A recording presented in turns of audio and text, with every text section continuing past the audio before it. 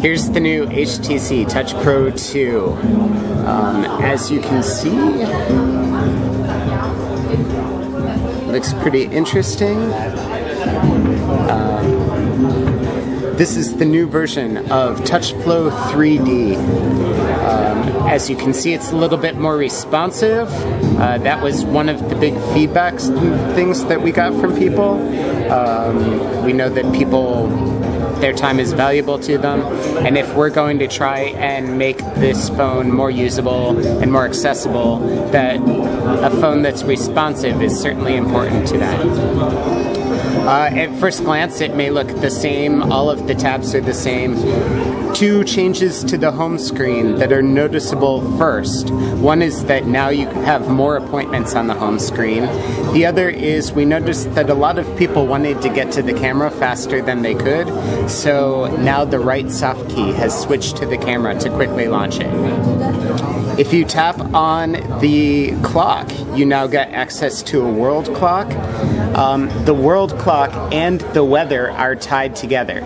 So cities that you set in the world clock are also cities that you see in the weather panel. If you tap over to the next tab, you now have an alarm clock that you can set a little bit easier than you could before. We can get out of the clock and head over to the next tab where you can see our improvements to the People tab starting. The first is that now we've exposed a quick contact button so that you can get in touch with people any way that you like when you're looking at their card. So buttons for calling and texting, writing email, etc. If we tap on Jerome, you'll see that you have the normal contact list, but there are tabs at the bottom. These tabs quickly let you see how you've been communicating with Jerome, no matter what way. So it turns out that Jerome and I text quite a bit, so you can see a conversation that we've been having. But Jerome and I don't really send emails back and forth. If we go one tab over, then we can check out all of the calls that we've made to Jerome, and vice versa. If we head back again, let's head over to settings, and you can see a couple of new things that we've done. One is that we let you customize the tabs on Touch Flow 3D. This is a feature that we introduced with the HD, but now we've brought to the Diamond 2 and the Pro 2. So you can reorder tabs or turn any of them on and off.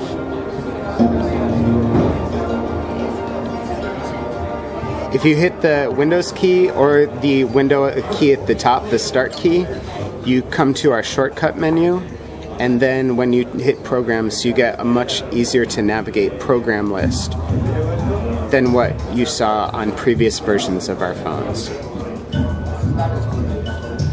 Let's see if we can get this. And finally, let's show you the piece de resistance, our 5-row keyboard and tilting screen. So the keyboard is a little bit larger, the keys are much bigger, and this is one of the first keyboards we've done, it is the first keyboard we've done on a Windows mobile device with an offset key pattern. So now the keyboard is just like it is on your desktop or laptop. We've also exposed a lot of the symbols that you would normally use. So if you take a look, you now have easy access to the period and comma, and all of the function keys are commonly used symbols. And finally, the screen tilts at different angles so that you can adjust the screen to where your head is instead of only having one choice. So that way when the phone is sitting on your desk, you can tilt it all the way up. Or if you're holding it in your hands, you can just tilt it a little bit so that it's at the angle that you would normally look down at. Oh, you were so close. If you turn the phone over, you can see the 3 megapixel camera on the back, and this grill here is the grill for the Straight Talk speakerphone. There are 2 speakers in here, a microphone here, and then also the standard microphone on the bottom. So dual mics, dual speakers, used for noise cancellation.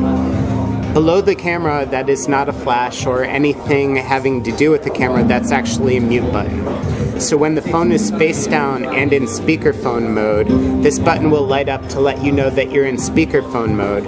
And then if you hit it, it'll mute the conversation and the light will turn red to let you know that what you're talking about in the room isn't what people on the other line are hearing.